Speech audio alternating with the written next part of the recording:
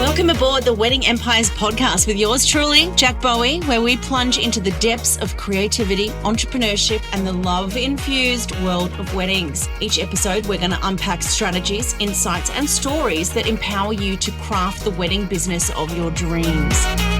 Welcome to the Wedding Empires podcast.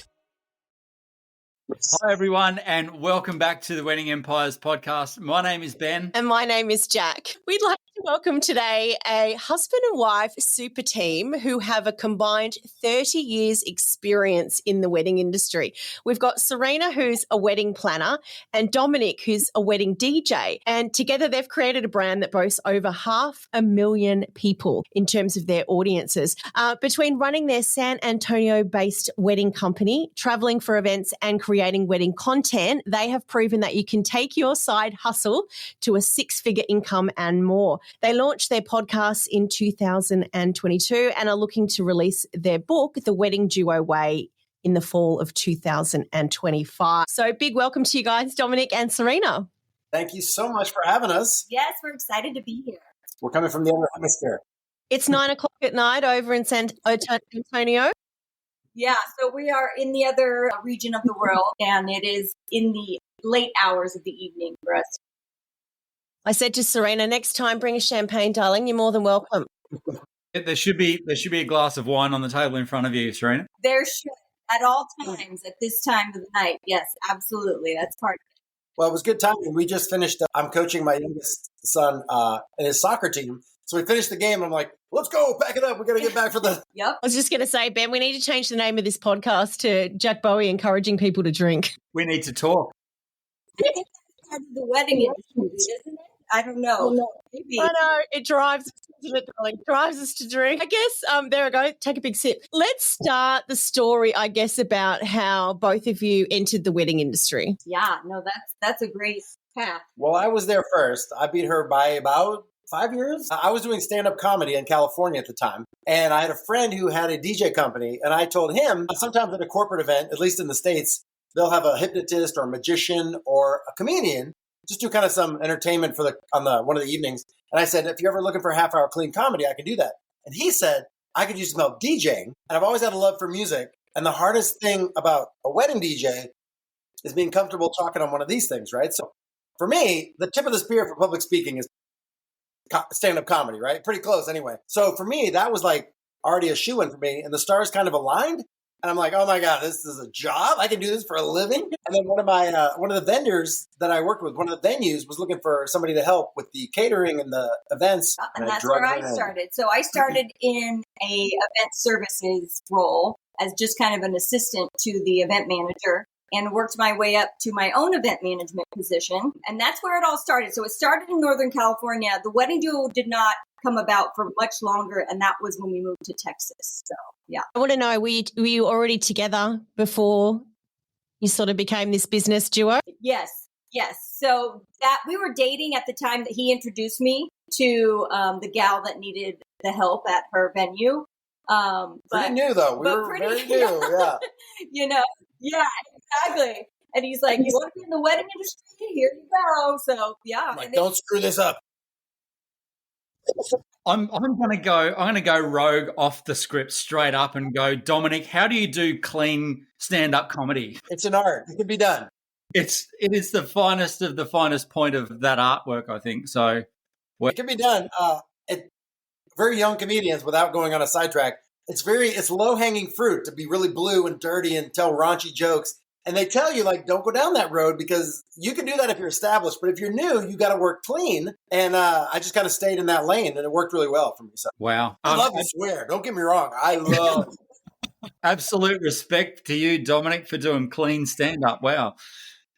So to the both of you, what inspired you to combine your talents and create the wedding duo? Yeah, so that's another interesting part of our journey. There was actually never an intention to become a husband and wife team and even to own our own business, honestly. So we had moved to Texas, was working a corporate job at the time, and he started DJing again right when we got there just for extra cash on the weekends, right? And so at that point, we weren't really thinking big picture, but it kind of just blew up on us. And I'm not just saying this, he's very good at his job. And so it was easy for him to start attracting more business, and people were booking him left and right. And then with my experience in the planning, we just started to make it make sense, right? Like I left my corporate position, added the planning team. It just, the stars kind of, like you said, aligned for us in that way too. Like it was just never something we set out to like, let's start a business together. No. It's a pretty good gig though. We attend parties for a living. I mean, there's worse jobs. So true. And together, right? Which is really fun. And you haven't tried to murder each other yet at all? Like everything's good? No, that is not. Great it's challenging. It's challenging. We do tell couples all the time that, ask us about being a husband and wife team. Like, how do you do it? Because it's not for every relationship. I will tell you that. Like, you really have to work at the marriage and being business partners because it can easily kind of, And sometimes the opposite's true. I always forget when we work together, the guests don't always know we're married. And I know there have been whispers like, the DJ is kind of handsy with the plan. I'm like, I forget. Keep your hands in your pockets there, DJ. He's like, he's all up in her face. I'm like, what the? That'd be a great trick to play on couples on the day. Good job. Sorry, I'm gonna ask, and it's not a stretch. I can see why you guys would be good at this, but what prompted you to kind of go into this sort of short form video side of things for your business? Yeah. So the short answer to that is COVID. COVID was obviously for the event industry just major. And we were sitting around the house going, we had no events, and we were like, what are we doing A, with our time? And B, we were just going a little nuts, right? Like we have all this time on our hands. So we started a TikTok account in 2020, 2019. I don't know, whenever that happened. And that's where we started to just learn how much fun we had creating videos and started reaching people through these, either whether it be lip sync or dancing or just acting a fool. And but being educational at the same time. That was really where we kind of fell in love with that piece of it. So guys, what platforms have you found the most effective for sharing your video content? Yeah. It definitely is. TikTok is where we really got the traction and took off. And that's still, we have about 503,000 followers on TikTok. We have 164 on Instagram and just over 100,000 on Facebook. But those were kind of later to the party. We focused on TikTok and then we just repurposed our videos over there.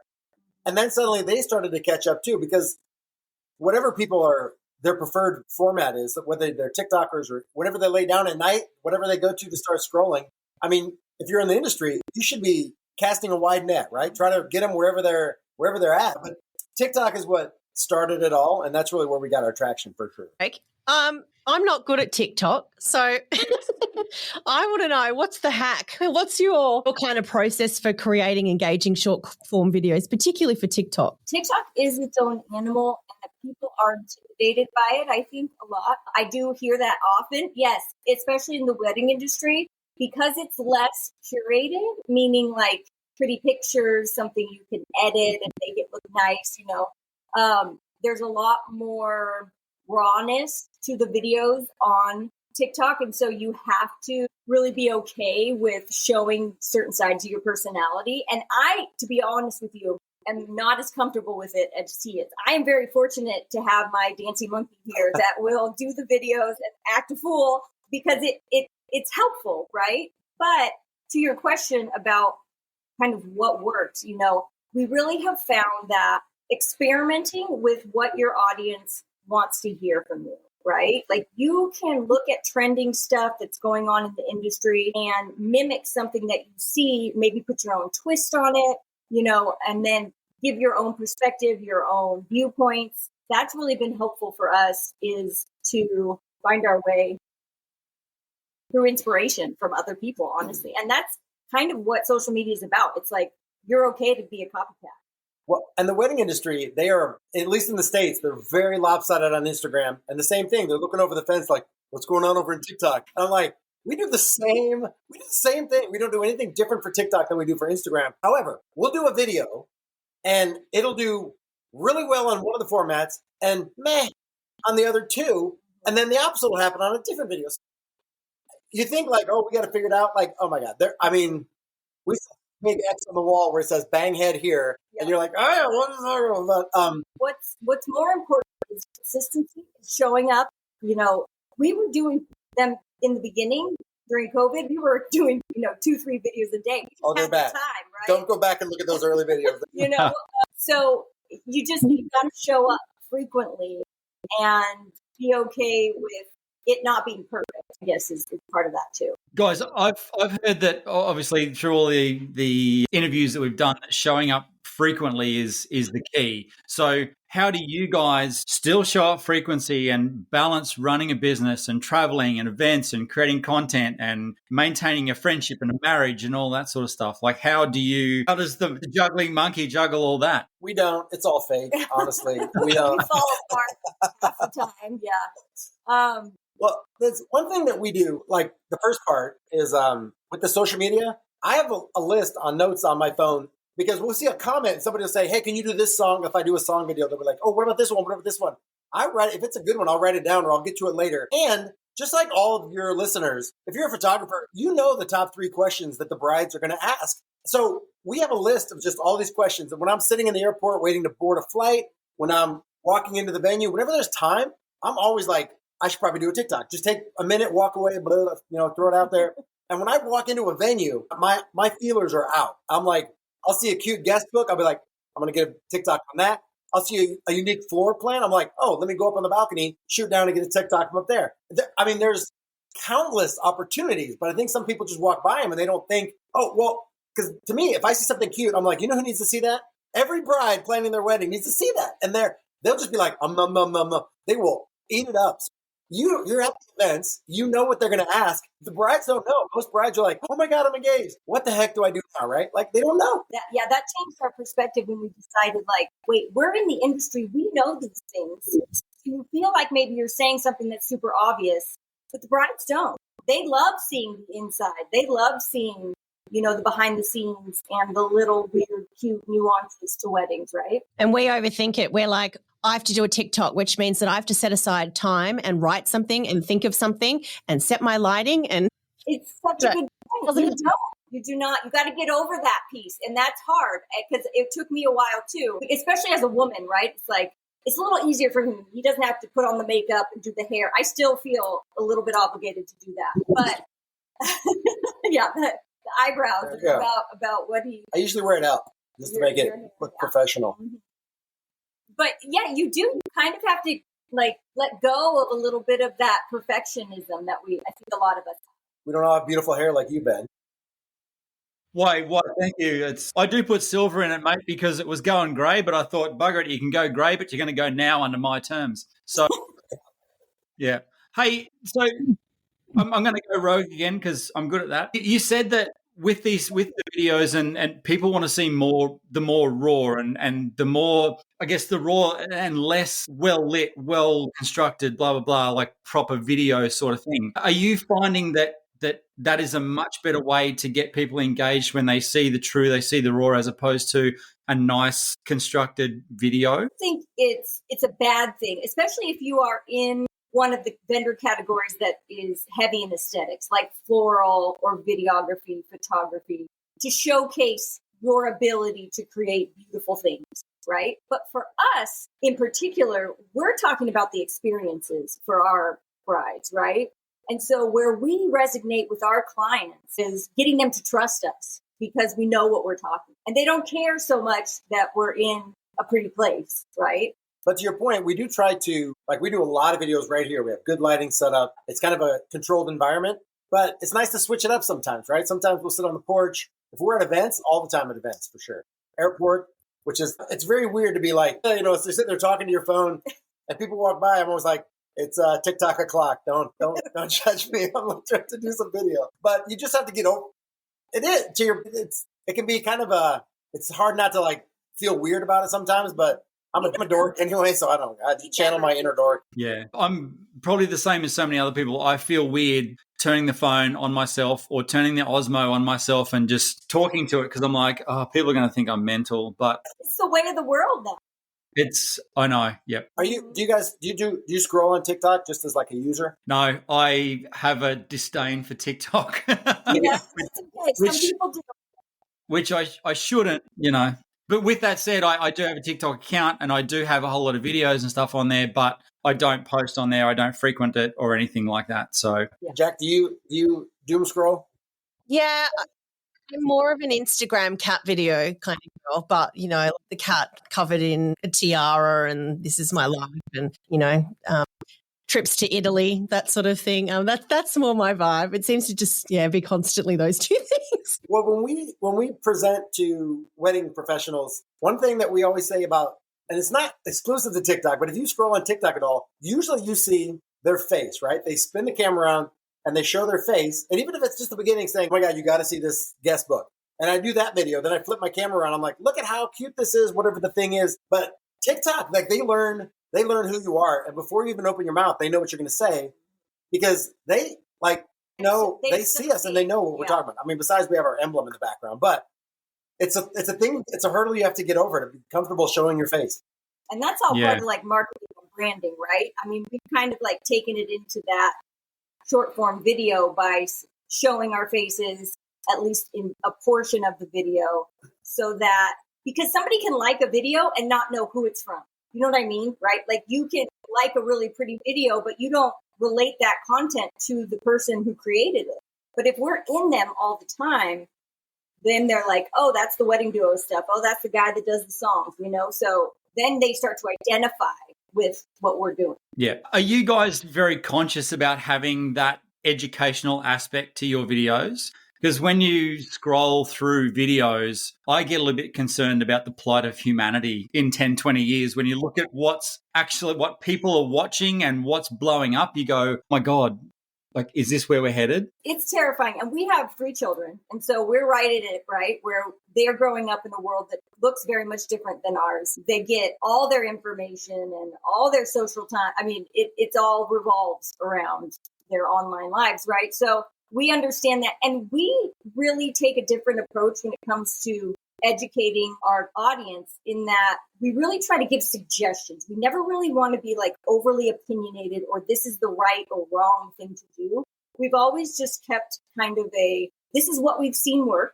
This is our experience. So take it or leave it, right? Because we are mindful of the fact that brides have usually never done this before, planned a wedding. And they're impressionable. They feel, stress and guilt if they can't afford something, all those emotions. And we don't want to be contributing to that.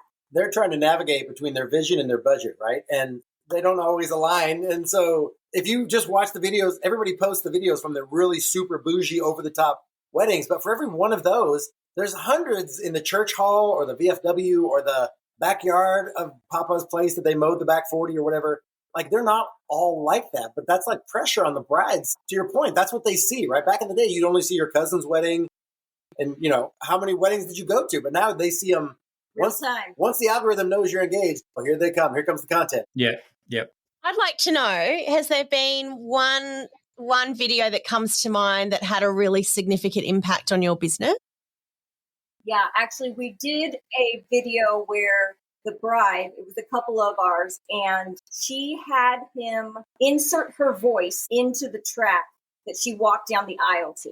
So she had something she said to her groom. And before we made that big entrance where we opened the doors, she spoke over the speakers, over the instrumental part of the song. It was the most powerful, emotional entrance because she's talking and the groom didn't know what was happening. So you can see him just Nobody did. Nobody knew. It was like a Madonna concert, Yes. coming. Yeah, it was very dramatic, very dramatic. She said something like, all right, any minute, babe, we made it. I'm about to come down the doors and walk into your life. And I was like, and it was just, as he was holding it together and he was like, he actually said in the video, he goes, that's not fair. And I go, that's really not fair. It's like, yeah. So that video did really well, millions of views. Yeah. And we got a lot of requests to do those kind of mashups for clients. But, it kind of created a trend in the industry of inserting your voice into the song that you're going to walk down the aisle to. So we've seen it happen since then, which is really cool. But I got another one if I can add it in. So I'm married to a planner, right? So I feel like very comfortable in saying this. The planners are usually A-type and they're very much on schedule, right? That's their whole mission in life. We got to start on time because dinner's starting at this time, right? Which is it's an event, right? That's what their job is. So they're very A-type and they're very like, For me, it was like, okay, that's the parents' song, go, send the parents. That's the wedding party song, go. That's the bride song, go.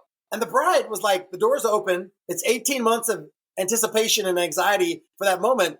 And the doors open and they go, and they run up to the altar. And I'm like, wait. Like, you picked this song for that reason to get to the chorus. And you didn't even get to the lyrics, let alone the chorus, because you ran up there. So I started doing videos saying, let's just wait, like keep the doors closed. Wait for that moment when the crescendo hits and then swing the doors open. Because I would say there's a reason why the music gets scary before the shark jumps out of the water, which is maybe not the best example. But my point is, like, let that build. And then, oh my God, the brides just latched onto that. And I've done 1,000 videos of suggesting songs for that exact moment. And that has really become a trend as well. And I'm so happy about it. So I'm like, can everybody just wait a minute? But it reminds me of my wedding. I had my daughter, I think she was 4 at the time, and she was the flower girl. And yeah, we practiced many times that we would walk slow, and man, she just took off. It was very funny, but yeah. Big ask for the little ones. So yeah I understand. You're like, wait for me. With all your videos that are going viral, that are doing so well, metrics is such a big thing. So how do you guys track how things are going, what's gone berserk, and how that's impacting your business? Yeah. So something we do, again, going back to consistency, is that we do find that there are certain times of day that when we post, we get better engagement. Later in the evening, it's kind of just common sense. Like when people are off work and they're able to look at their phone more, maybe. So we measure those types of things. We also find that the beginning of the video, and I'm sure everybody's heard this, is very important, right? You want to really attract the user's attention quickly so that they stick with you as long as possible, because the longer they stay on that video, the more the platform is going to push it out to more people. And so we keep an eye on that. And then the length of the video total, right? We've gotten to a point now with our following where we feel pretty comfortable doing longer videos because we've built an audience. But initially, we were trying to keep them to like under 30 seconds because people didn't know who we were as much. It's just easier to complete the full video if it's that short. So hard for me. I'm like, I got things to say, but it is hard for him. We still, when she says long, 90 seconds. If I go over 90 seconds, she's editing something. Yep. She'll speed my voice up. I go, why do I sound funny? Like, because you had too much, sped you up so I could get it all under 90 seconds. Yep. But you can do, you see, there's 10-minute TikToks out there, but you better have something. Yes, there are. You better, yes, there are. You better have something really important to say.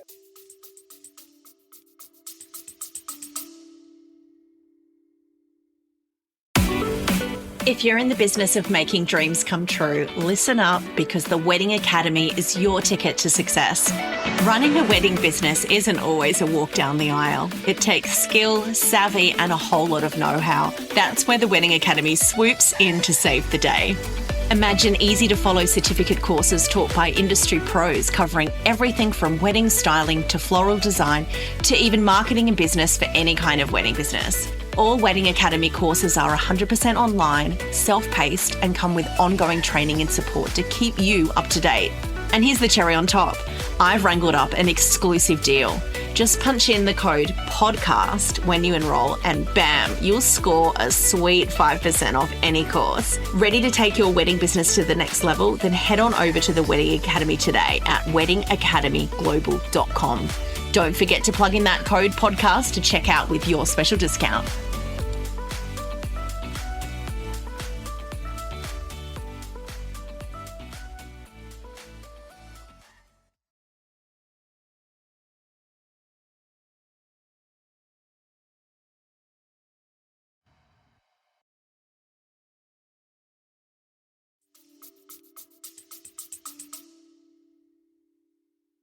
So let's take it back to your business. What do you believe sets the wedding duo apart from other wedding businesses when people are considering booking the two of you? You know what's funny? You know how we were just talking about the like down-to-earth kind of, you don't want to give brides the impression that like something is wrong or right, or, you know, give them suggestions instead of opinions. We attract a certain clientele maybe does not necessarily has like a huge budget, but they'll budget for us, right? Like we connect so deeply with our clients. I think that it becomes just such a journey for us when we're planning with the couple over a year or however long it is, that when we finally show up at their wedding, whether we're flying out of state or going a couple hours, it really is this like momentous occasion for us to see them in person. And that's become really wonderful and fulfilling for us. Well, to the earlier point about showing your face, and people hate to do it, but in the olden days, the first call, at least with the DJ, it's a very personality-based decision, right? The photographers have a portfolio, caterers have a tasting. Like the DJ is like, do we vibe? Am I the guy? Do I get you, right? Your music taste. So it used to be like, let's talk on the phone and see if I'm the guy for the job. But now when I get on the phone, they always say, I feel like I already know you because I've watched countless videos of yours. And I'm like, okay, it's almost like just sign here, right? Because then it's just, am I available? And is it in the budget? Because they're already a huge fan. We'll go to wedding fairs and people show up and be like, oh my God, I follow you. It's good for my ego. I'm a boy. It's fragile. So it's nice. But we've been recognized at airports. We've been recognized at the grocery store. It's really, it's kind of freaky, but like I said, it's really fun. But talk about good for business. We'll be at a wedding fair and people will say, we came because we saw on your social media that you're going to be here. That's the only reason we're here. And I'm like, great. I mean, they didn't even need to be there. Or a planner. They just came to say hi. And next step will be what? Best-selling authors. Here's hoping. If we can not argue on it, to get it. So is the book done? No, probably 70%. Yeah. Then it needs to go through like editing and all that. Can you give us a bit of a sneak peek of what everyone can expect? So the Wedding to Away is actually a little bit more about how we built our San Antonio company, because we have a planning and DJ company in San Antonio. We don't actually live in San Antonio anymore. So we live in Ohio. And so the book is a little bit more about how in the wedding industry, we built a 6-figure business and then moved. And we're basically absentee, and we still are owners of this business, and how that's possible, for everyone out there to do, and just how we went through the process of building a team and really owning the ownership role rather than working as, the worker bees. And we talked through how everybody, when they start to work for themselves, takes that leap of faith where they jump away from benefits or the security or the paycheck that they're getting at the other place. Because it's a great weekend gig, right? If you're a photographer and you work the weekends, but you work at the bank Monday through Friday, 9 to 5, whatever it is. If you make that jump to being full-time, that's scary, right? But there's a lot of the book that we talk about, our social media and our tricks and our things we do, how we edit, like the nuts and bolts. Like get yourself a ring light, get yourself a good lighting if you're going to shoot something like that. So we talk a lot about the nuts and bolts of that too. And just the things we've said here too. Show your face. Show your face. Showing my face right now. All right. Good job. It's a good start. Ben. Yes. I want to hear the answer to your question, your famous question. So, guys, at the end of every podcast, I ask a question that I ask everyone. If you guys, I guess you can both answer this each if you like, because there is two of you. So if you walked outside now and ran into an 18-year-old version of yourself, what advice would you give yourself around life and business and that sort of thing, knowing what you know now? Want me to go first? Yeah, you go first. I don't think about it. Yeah, Dominic, you go first. Yeah. You look back, and you always think like, man, I was an idiot, right? I mean, because I'm sure I'll look back at myself in 10 years and be like, you were an idiot. Like, look back then. But it's really hard when you're young to just really be your true self, because you're always trying to fit the round peg in the square hole of whatever society wants you to be. And I've always been silly and over the top and energetic. And there's a lot of times where it's like, you just have to suppress all that, right? So I would almost tell myself like, it's coming. There's a job waiting for you that you could just get behind that and ride that wave all the way to success, but even then I'd be like, just be yourself. People will like you or they won't, but you can't be something you're not. And that really, our social media is like that. Like we really try to be genuine. And that's the best compliment I can give somebody. If they're genuine, you know how you meet somebody and you're like, I wonder if they're really like, because all that, whatever they're portraying, that is so fake. You're like, you can't, but when you meet somebody, you feel like you're really talking to the actual person without any expectations or they're trying to impress you or something. I'm like, just be yourself. Be yourself. That's what I would tell my idiot younger self. Awesome. You've owned the idiot. I've channeled my inner idiot for sure. Yeah, I think when I think about myself at that age and before, some of our success or any success in life, there was a lot of pressure that I put on myself to figure it out, right? Like figure out who I was or what I was supposed to be doing or what job was going to complete me. And all those questions needed to be answered. And I still don't have the answers, even at this stage in life, to a lot of them, right?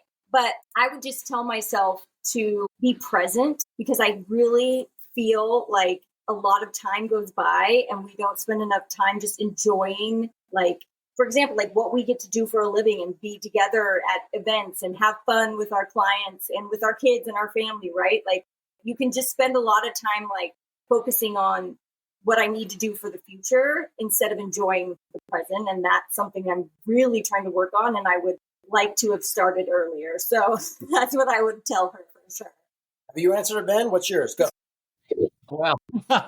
For me, I think it's a kind of a two-pronged answer. For me, it's just be yourself and don't care what anyone else thinks because everyone else's opinion of you doesn't matter. That's one half of it. The other half would be to master one thing and then move on to the next. And don't try to spread yourself too thin. So become the master at one thing and then continually move on to the next and build your skills that way instead of trying to be great at everything. Yeah, that's a good one. That is a good one. Me? We should have Jack? Yes, We haven't answered these questions, Jack. I see. The pressure's on us. We're supposed to be all. Mine has nothing to do with wedding or business. It has to do with when I was 18, I thought I was fat. And darling, you weren't fat. You're fat. If only I could be that kind of fat again. You on that one as a woman, like, yeah, like if I could have that metabolism back, please. Yes. Oh dear. All right. Well, thanks, guys. It's been an absolute pleasure having you. I'm sure we've got lots of other topics that we can talk about, even outside of video. Guys, if you want to check out the Wedding Duo, whether you're going to book them or buy their book, the website is theweddingduo.co, and you can of course find them on TikTok, Instagram, all the platforms. Their username is the.weddingduo. Thanks so much, Dominic and Serena. It's been a pleasure getting to know you. Pleasure chatting with you guys as well. Thank you so much. Thanks, guys. It's been awesome chatting to you as well. This episode of Wedding Empires is brought to you by the Wedding Academy, where you can start and grow your wedding business. We offer certificate courses, group coaching programs, and a whole heap of templates and worksheets and things to help you get started and grow your wedding business. For more information, visit weddingacademyglobal.com. And don't forget to use your 5% discount code PODCAST when checking out.